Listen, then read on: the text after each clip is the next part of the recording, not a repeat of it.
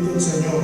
Mateo capítulo número 9, versículos 35 al 38, la palabra de Dios dice de esta manera: recorría Jesús todas las ciudades y aldeas, enseñando en las sinagogas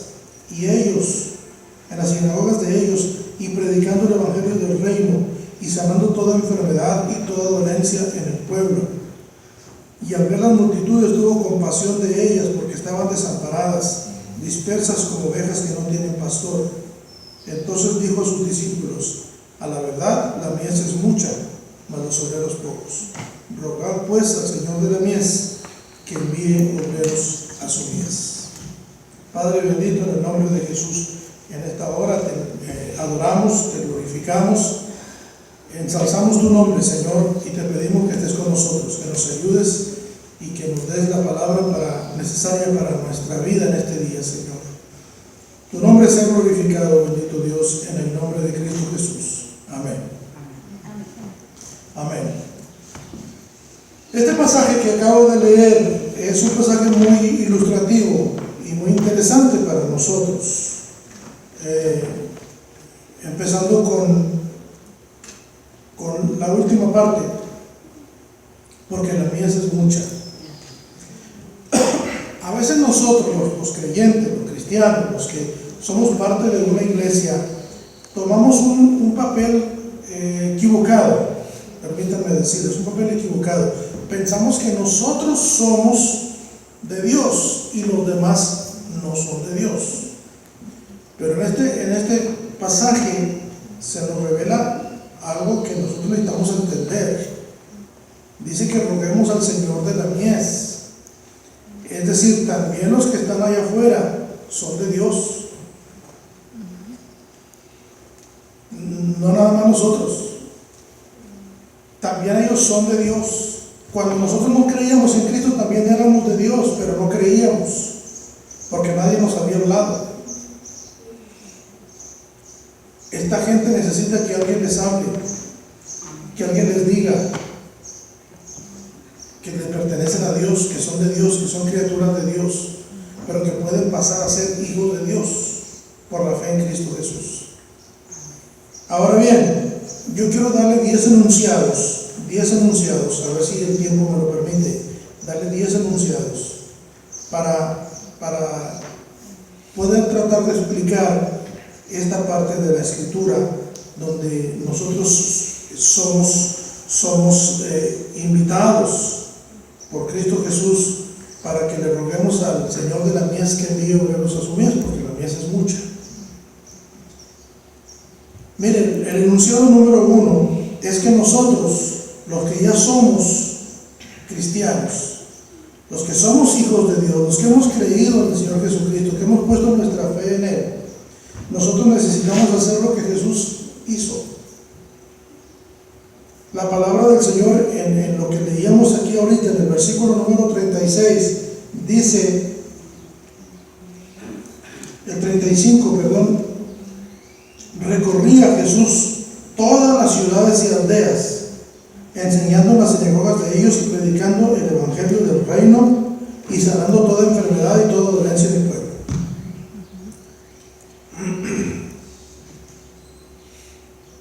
Tú y yo tenemos algo que ellos no tienen. Tenemos los dones de Dios. Tenemos los dones de Dios. Y porque tenemos los dones de Dios, nosotros podemos hacer lo que Dios hace. Podemos sanar enfermos, podemos ir a orar por ellos, podemos pedirle al Señor que los sane. Si nosotros no estamos seguros de que nosotros lo vamos a sanar, el que realmente lo sana es Dios. Amén. Pero tú puedes pedirle al Señor que lo sane. Tú puedes pedirle al Señor que lo sane. Yo me pongo a pensar en las personas que sí pueden ir y las personas que no pueden ir. Los que sí pueden ir no van, y los que no pueden ir quieren ir. Y como no pueden ir, entonces ellos van en oración.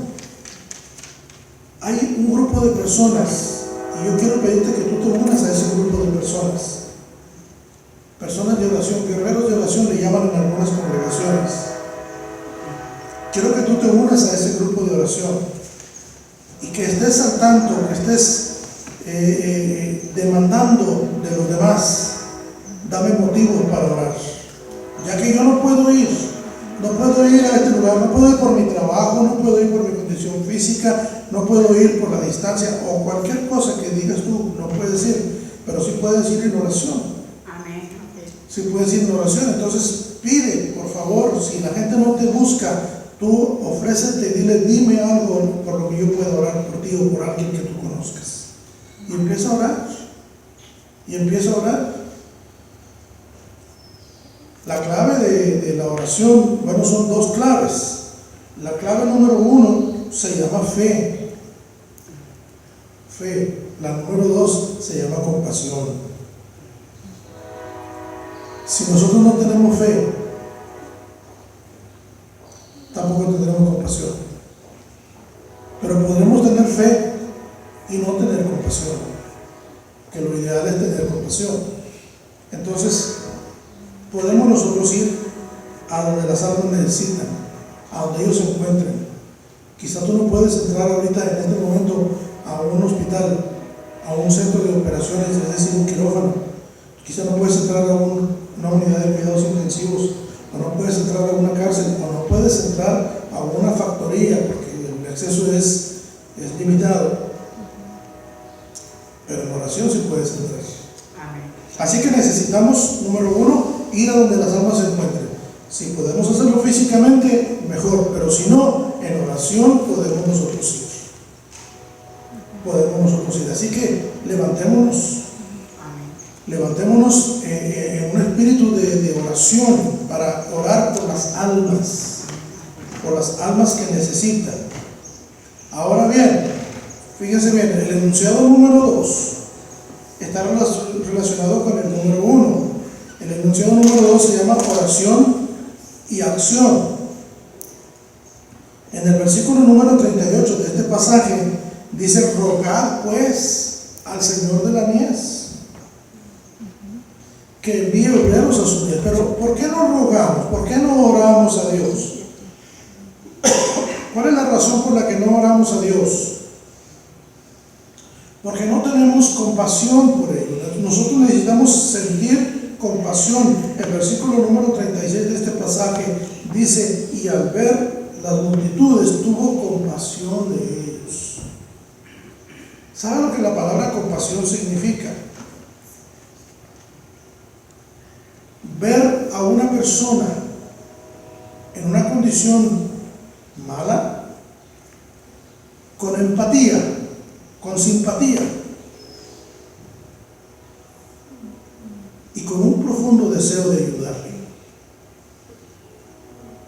No solamente verlos y dices: ay, pobrecito, mira nada más. Es decir, que te duela lo que le está pasando, pero la parte que complementa esto y que hace que la compasión sea verdadera y sea real es que nazca en nosotros un profundo deseo de ayudar. Un profundo deseo de ayudar. Cuando ves tú que alguien va cargando cosas muy pesadas y dices tú: ay, pobrecito, mira, apenas puede. Pero si no nace en ti el deseo de ayudarle, tu compasión no es compasión. No sirve. La compasión, la verdadera compasión, tiene los dos componentes: el sentirte mal por la persona que está mal, pero también el sentir un deseo ardiente por ayudarle, por mejorar su situación. Así que oración y acción. Necesitamos oración y acción. El dicho mundano dice que a Dios rogando y con el palo dando. Eso es lo que nosotros necesitamos hacer. Así es, necesitamos ponerle acción a nuestras oraciones, no solamente orar, porque a veces nos quedamos ahí en la primera parte y esto se vuelve inútil. Nosotros necesitamos orar y actuar, oración y acción. El tercer enunciado que tengo aquí es: ¿cómo oirán los que no han oído nunca del Evangelio? ¿Cómo oirán? Entre signos de interrogación, ¿cómo oirán? La palabra de Dios dice allá en el capítulo 10 del libro de los Romanos. Vamos a buscarlo, capítulo 10, versículo 14. Romanos capítulo 10, verso 14. Dice la palabra del Señor de esta manera. Dice: ¿cómo pues invocarán a aquel en el cual no han creído? ¿Y cómo creerán en aquel de quien no han oído? ¿Y cómo oirán sin haber quien les predique? ¿Cómo oirán? Nosotros necesitamos hablar. ¿Por qué razón? Porque la mies es mucha. Necesitamos que la mies, esa mucha mies, esa gran cantidad de mies que está ahí, escuche. Y a Dios le ha placido que sea a través de ustedes, a través de nosotros, que sea a través de la iglesia, y no, ya Cristo Jesús lo hizo una vez, ahora nosotros somos el cuerpo de Cristo. Que sea a través de nosotros y no a través de ángeles. Él no quiere que el evangelio se predique por personas no salvas, que no tienen la experiencia de la salvación. El evangelio debe predicarse por aquellos que tienen la experiencia de la salvación, por aquellos que han sido bendecidos por la salvación, por aquellos que han sido transformados, que sus vidas se han transformado. Por estas personas el evangelio debe ser predicado. Hace muchos años en la iglesia cantábamos un cantito casi sin ton y son, pero sí tiene ton y tiene son. Me estoy acordando en este momento.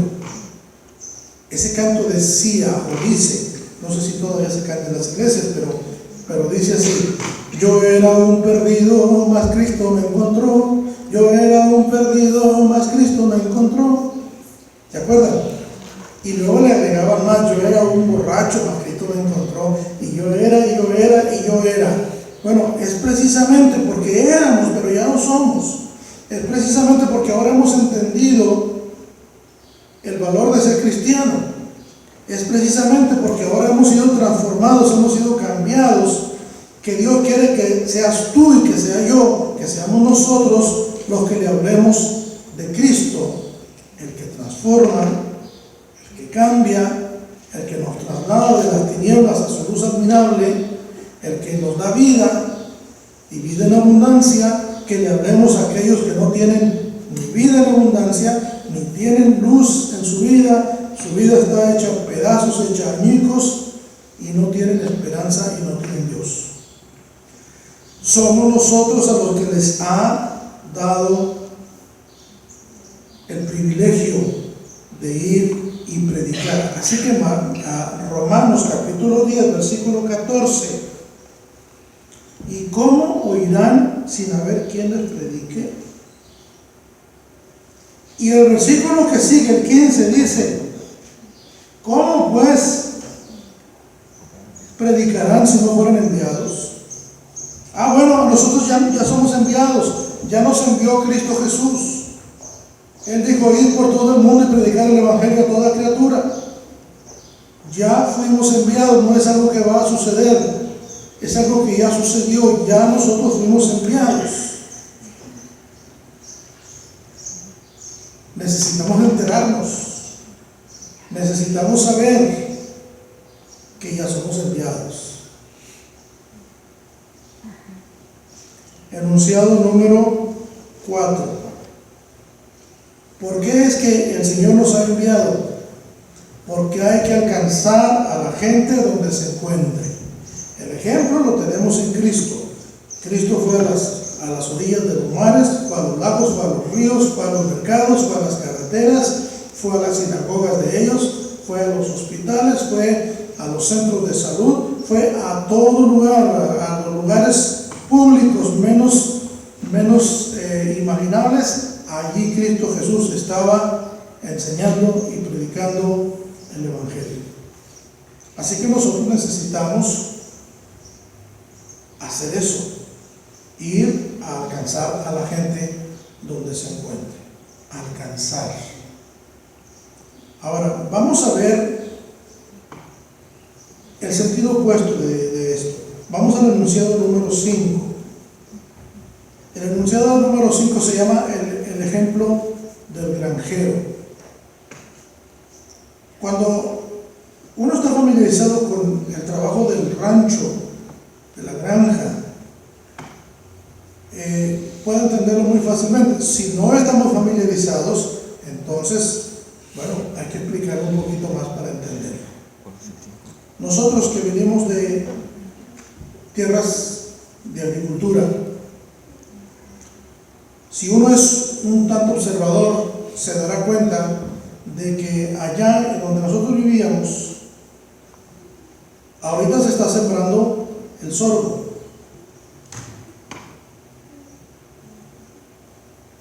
Y el sorgo tiene que levantarse a más tardar en agosto.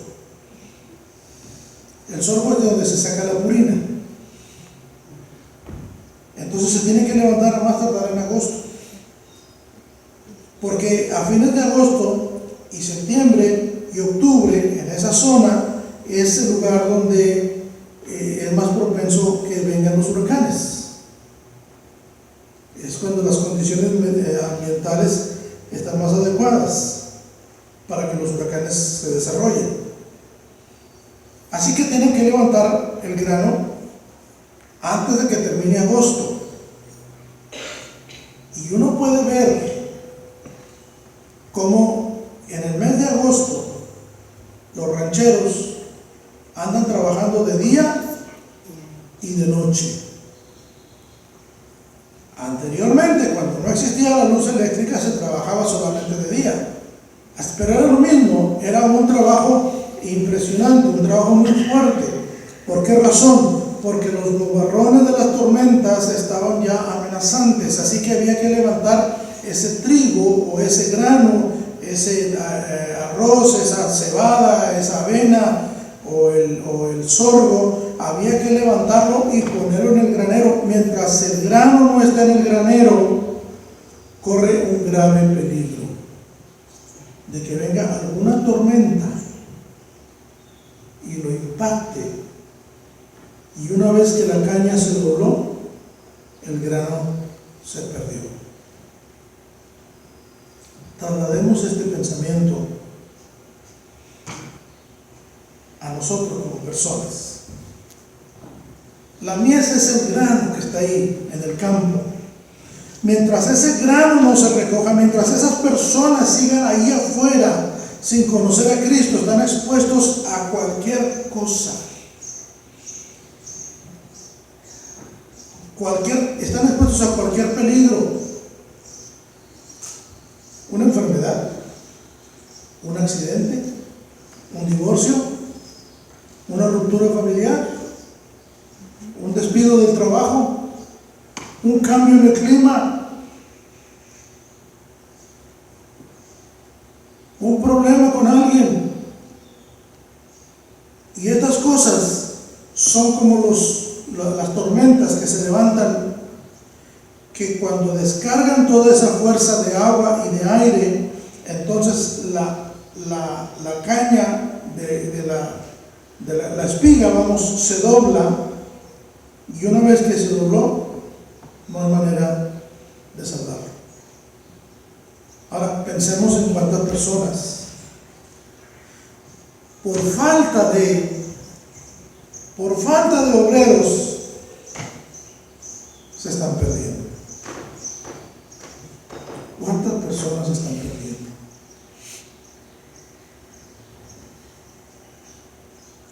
En este caso, fíjense bien, volviendo al asunto del grano, en este caso, en la antigüedad, los trabajadores del rancho trabajaban duro hasta donde las fuerzas les permitían, paraban un poquito, iban a comer para recuperar fuerzas y regresaban a trabajar hasta que la luz les permitiera, porque ellos sabían que una vez que cayera el agua esa que traían esas nubes, sería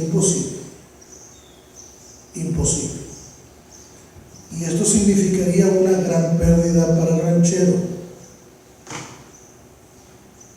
Ahora, trasladando el pensamiento a nosotros como seres humanos, hay Hay situaciones que bien pudiéramos nosotros decir que ya son imposibles.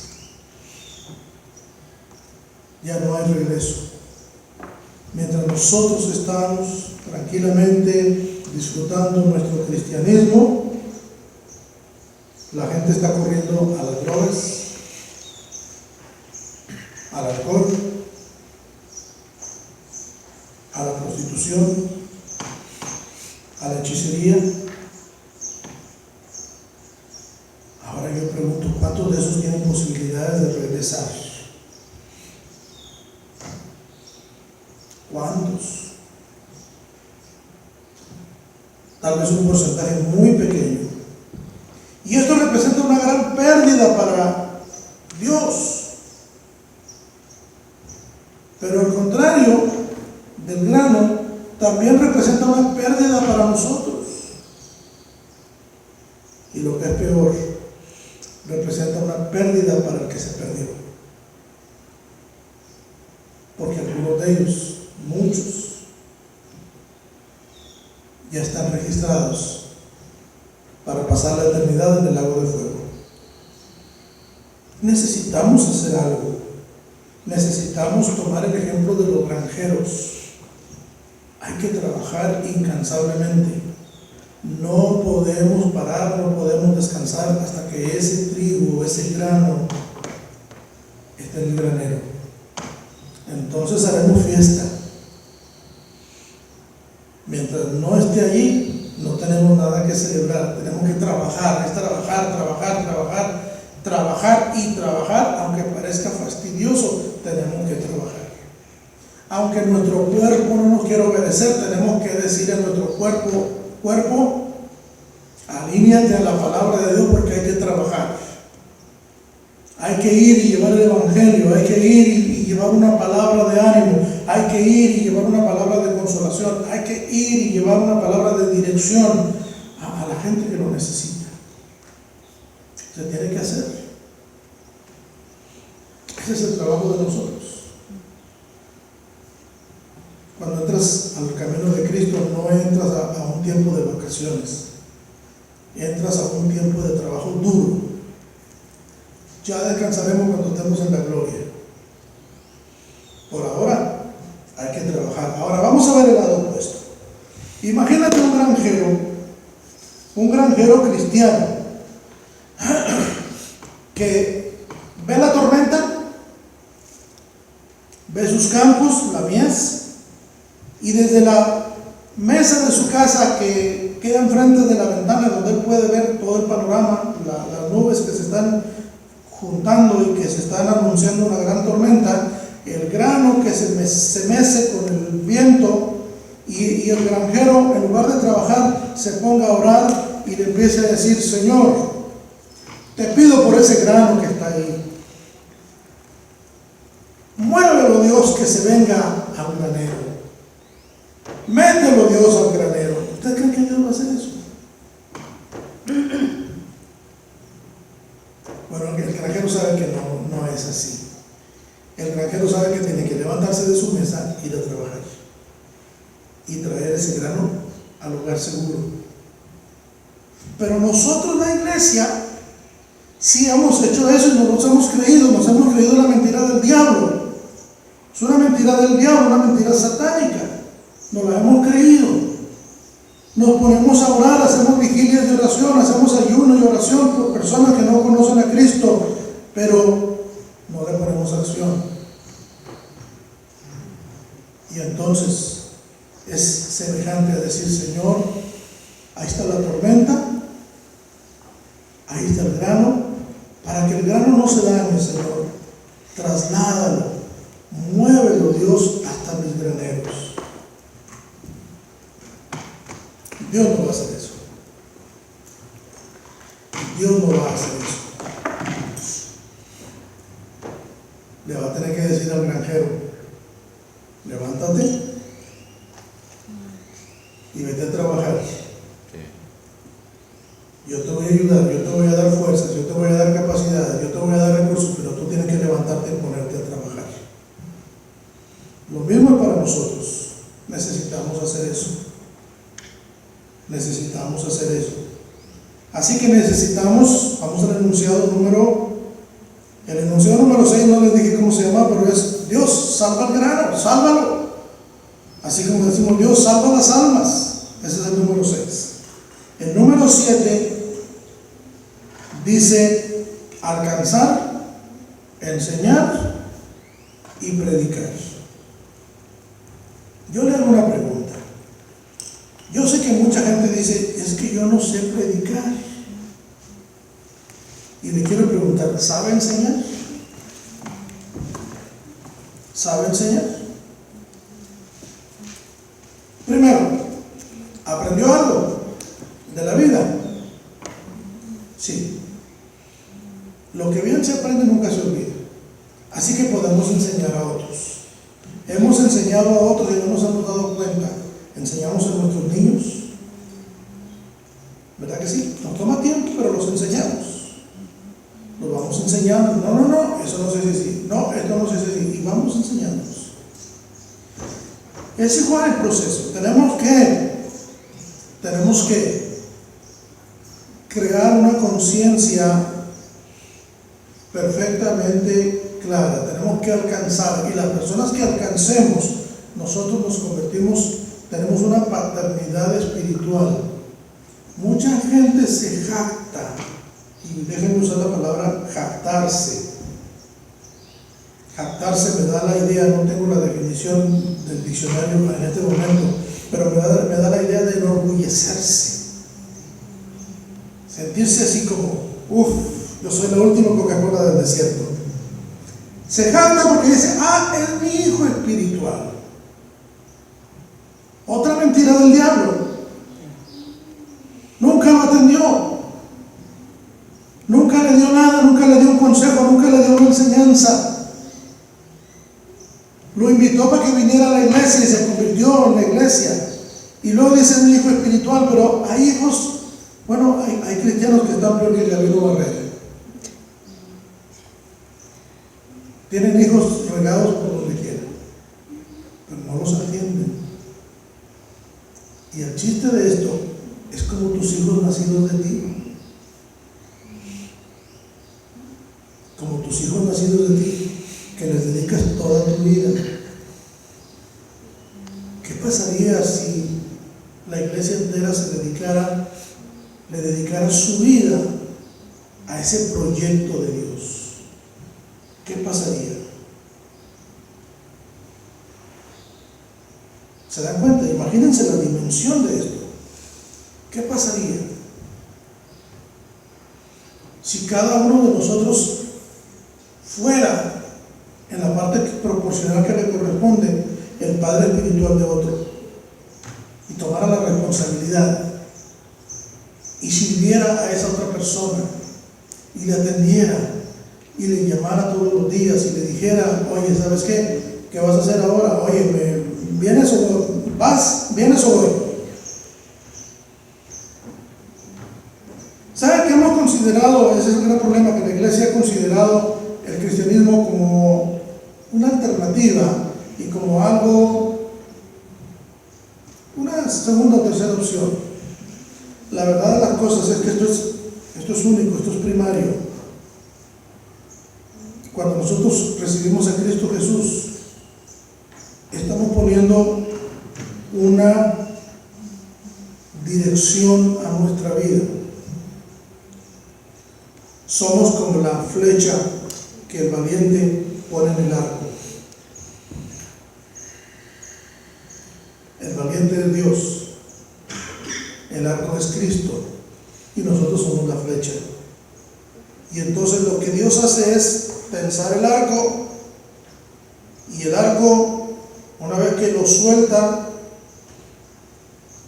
lanza la flecha, la envía en una dirección. No la envía a ver a dónde cae, la direcciona. Cuando tú y yo recibimos a Cristo Jesús, nosotros tenemos que entender que el Señor quiere, esa es la palabra, quiere direccionar nuestra vida. No quiere que seamos cristianos locos. Déjenme explicar qué quiero decir con locos. Que no sabemos quiénes somos ni a dónde vamos, ni por qué estamos aquí.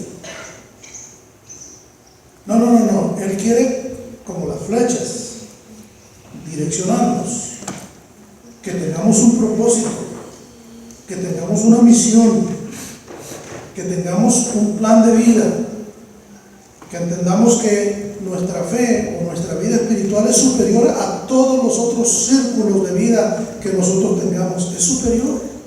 Todos los otros círculos de vida se van a quedar en esta tierra. Voy a ser un poquito cruel si ustedes quieren, pero a veces nosotros decimos, no, pero mi familia es primero. Tu familia se va a quedar en la tierra. Tu trabajo se va a quedar en la tierra. Tus riquezas se van a quedar en la tierra. Tus aficiones y también tus aflicciones se van a quedar en la tierra. En otras palabras, todo se va a quedar en esta tierra. Nada trajimos y nada nos llevaremos. Lo único que podremos llevar a la siguiente fase son tres cosas. A la siguiente fase de vida: fe, esperanza y amor. Y ninguna de esas tres cosas se compra aquí en la tierra, no se compran con dinero. Así que nosotros necesitamos direccionar nuestra vida, saber que debemos alcanzar a otra persona, debemos alcanzarla, tenemos que hacer estrategias, tenemos que pensar, tenemos que sentarnos, tenemos que figurar. Me encanta la palabra de Dios que dice que el apóstol Pablo veía un progreso muy pobre en la iglesia de Corinto, muy pobre, y tan pobre era que tuvo que ponerse a trabajar para sostenerse. Dice, él añoraba que viniera su equipo de trabajo, que viniera Pablo y que viniera Silas y Timoteo a encontrarse con Pablo. Pero dice que una vez que llegaron ellos, Pablo se alegró de tal manera y que se reunía con ellos. Ya tenía 2 discípulos, Priscila y Aquila, y se reunía con ellos hasta altas horas de la noche desarrollando estrategias de cómo alcanzar a los que no conocían a Cristo. ¿Cómo alcanzarlos? Quiero que por favor abramos nuestra Biblia en el libro de los Corintios, primera carta a los Corintios, en el capítulo número 6. Primera carta a los Corintios, capítulo número 6. Y leamos un poquito la palabra de Dios en ese lugar. Amén. Miren lo que dice la palabra del Señor. Dice, versículo 9: ¿no sabéis que los injustos no heredarán el reino de Dios? No erréis, ni los fornicarios, ni los idólatras, ni los adúlteros, ni los afeminados, ni los que se echan con varones, ni los ladrones, ni los avaros, ni los borrachos, ni los maldicientes, ni los estafadores heredarán el reino de Dios. Versículo número 11: y esto erais algunos. Qué palabras tan importantes. Esto eran algunos de ustedes. Ya no lo son, ya son lavados, ya son limpiados, ya son santificados, ya son justos. El Señor los ha justificado en el nombre del Señor Jesucristo y por el Espíritu de nuestro Dios. Esto eran, ya no lo son. Qué palabra tan fuerte, tan impresionante. No lo son porque, ¿por qué? Porque hubo alguien que fue y los alcanzó, les enseñó y les predicó. Ahora vamos a ir rapidito con los últimos 3 enunciados que tenemos, tratar de meterlos en el paquete. Número 8. Les dije, necesitamos hacer estrategias. Yo le propongo algo. ¿Por qué no hacemos un plan que se llama Decápolis?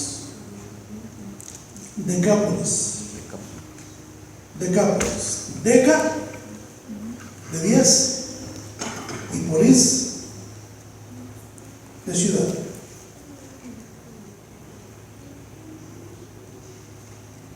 ¿Sí? Decápolis. La palabra son términos griegos, raíces griegas. Por ejemplo, en la Ciudad de México, ahora se está acostumbrando, yo lo estoy oyendo ya cada vez más en las noticias, en los noticieros, estoy escuchando este término, megalópolis. Antes era metrópoli, ahora ya es megalópolis. Es una palabra más grande, es un área más extensa. Decápolis corresponde a 10 lugares. Originalmente eran 10 ciudades. Yo le propongo un plan, el plan Decápolis. El plan Decápolis puede ser alternativo. Te voy a dar un ejemplo. ¿Por qué no enfocas a 10 personas? ¿O por qué no enfocas 10 hogares? ¿O por qué no enfocas 10 cuadras? ¿O por qué no enfocas 10 amigos o 10 vecinos? Para empezar. Y es una estrategia. ¿Tú crees que Dios se va a quedar con los brazos cruzados si tú decides unirte al plan de Dios? ¿Tú crees que Dios se va a quedar con los brazos cruzados? Dios no se va a quedar con los brazos cruzados. Dios atraerá recursos a tu vida. Dios moverá el cielo y la tierra. Y Dios hará lo que tenga que hacer para proveer todos los recursos que tú necesitas a fin de que la estrategia que tú estás poniendo en las manos de Dios se cumpla, tenga cumplimiento, cabal cumplimiento. Así que esto se llama el plan Decápolis. Te sugiero que hagas algo, pensando en 10 personas. Apunta 10 nombres de personas que tú conozcas, que tú sepas, personas a las que tú te puedes acercar. No vayas a poner el nombre de una persona a la que tú no te puedes acercar. Primero acércate con lo que puedes acercar.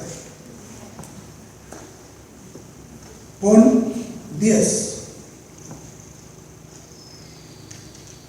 y empieza a orar por ellos y pídele a Dios: Señor, dame la oportunidad, dame la capacidad para poder acercarme a esta persona y presentarle el plan de salvación. ¿Crees tú que Dios se va a quedar con los brazos cruzados? No, no lo va a hacer. Los que nos quedamos con los brazos cruzados somos nosotros. Así que, ¿cómo le dije que se llamaba este plan? Plan Decápolis. Plan Decápolis. Haz un esfuerzo. Busca la manera. Exprime el tiempo. Utiliza el tiempo de una mejor manera. Eso es lo que estoy tratando de decir, de una mejor manera. Para que puedas ir. Y el lunes dices: bueno, hoy lunes no tengo reunión, pero puedo visitar a fulano y tal. Y antes de ir a visitarlo, ponte a orar y pídele a Dios: úsame para esta persona. Úsame, Señor. Y si el martes no tienes reunión, entonces, bueno, el martes voy a visitar a otra persona. Necesitamos hacer esto. Es importante. La gente necesita oír las noticias buenas. Sí, amén. No solamente las malas. Ok, vamos al enunciado número 9. Nuestro lema: cada cristiano un testigo. No cada 100 cristianos un testigo o cada 1000 un testigo. Cada cristiano debe ser un testigo de Cristo Jesús. El Señor Jesucristo dijo, cuando los discípulos le preguntaron, los discípulos estaban desenfocados y le dicen: Señor, ¿restaurarás el reino de Israel en este tiempo? Y Jesús les dijo: miren, muchachitos, no les toca a ustedes saber las sazones o el manejo de los tiempos, pero ustedes recibirán poder cuando venga sobre ustedes la promesa del Padre y me serán testigos. preocupen si el tiempo se compone o no se compone. No se preocupen demasiado si el fenómeno climatológico es niño. No se preocupen demasiado si los grupos terroristas a nivel internacional. No se preocupen de esas cosas. No se preocupen tanto del fin del mundo, que va a llegar como quiera. Preocúpese de ser testigo de Cristo. Amén. Testigo. Enunciado número 10. Dice, nuestra misión, ir a donde las almas se encuentren. Otra vez en Hechos capítulo 1, versículo 8. Y me seréis testigos en Jerusalén, en Judea, en Samaria y hasta lo último de la tierra. Es decir, tienes que ser testigo en tu círculo más íntimo, con tu familia. Tienes que ser testigo en tu círculo siguiente, tus parientes, tus vecinos. Tercero, tienes que ser testigo de Cristo, ir a donde están aquellos que representan la enemistad, los contras, los que no te quieren, los que les caes gordo, los que les caes mal. Bueno, allí tienes que ir con los que te odian, tienes que ir con ellos. Y así como Cristo Jesús fue a Samaria, judíos y samaritanos no se tratan entre sí, pero a Jesús le era necesario pasar por Samaria y fue a Samaria porque había una mujer ahí que estaba viviendo un adulterio y necesitaba la salvación. Y esta mujer era clave para que los samaritanos creyeran en Cristo Jesús. Y esta mujer era tan clave que fue la pieza que Dios utilizó para despertar un avivamiento en Samaria. Así que entonces, nuestra misión, ir a donde las almas se encuentren. Ya le di 10 enunciados. Quiero pedirle a Dios que los bendiga, que les dé el ánimo, que les dé la fuerza, que les dé la capacidad, que les quite el miedo y que podamos todos juntos ser ganadores de almas. Ganadores de almas. Que Dios los bendiga a cada uno de ustedes. Amén. Sí, amén. Amén.